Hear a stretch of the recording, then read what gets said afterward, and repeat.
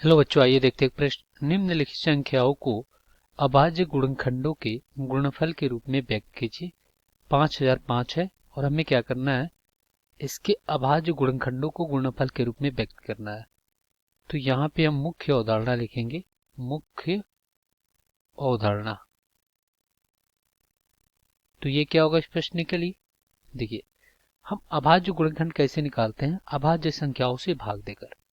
तो अभाज्य संख्याएं क्या होती है, वे संख्या अभाज्य संख्या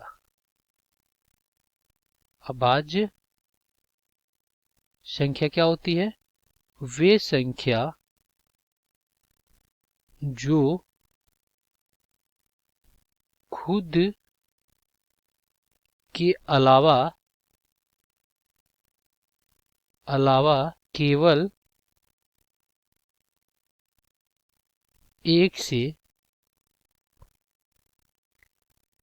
विभाजित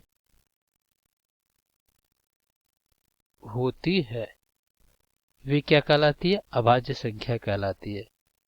जैसे आपका यहाँ पे 2 क्या अभाज्य संख्या है, फिर आपका 3 अभाज्य संख्या है, फिर यहाँ पे 5 अभाज्य संख्या है, 7 अभाज्य संख्या है, यहाँ पे 11 अभाज्य संख्या है, 13 अभाज्य संख्या है, फिर यहाँ पे 17 अभाज्य संख्या है, 19 अभाज्य संख्या है, 23 अभाज्य संख्या है, 23, और इस प्रकार से आपका 29 भी एक अभाज्य संख्या है। तो इस प्रकार से अभाज्य संख्या होते हैं जो खुद के अलावा एक से विभाजित होते हैं।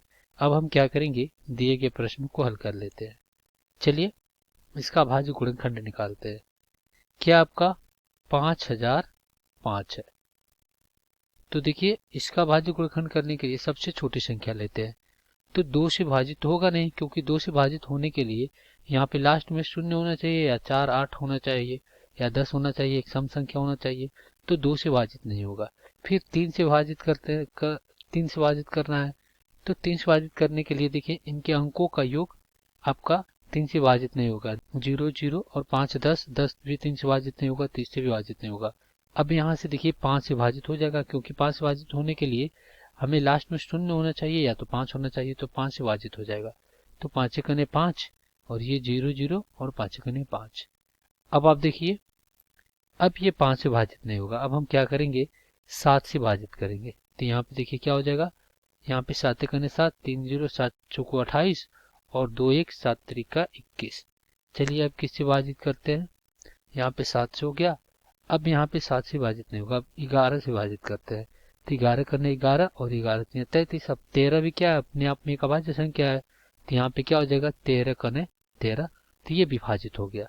तो इस प्रकार यहाँ पे हम क्या लिखेंगे, यहाँ पे लिखेंगे अभाज्य गुणनखंड के गुणनफल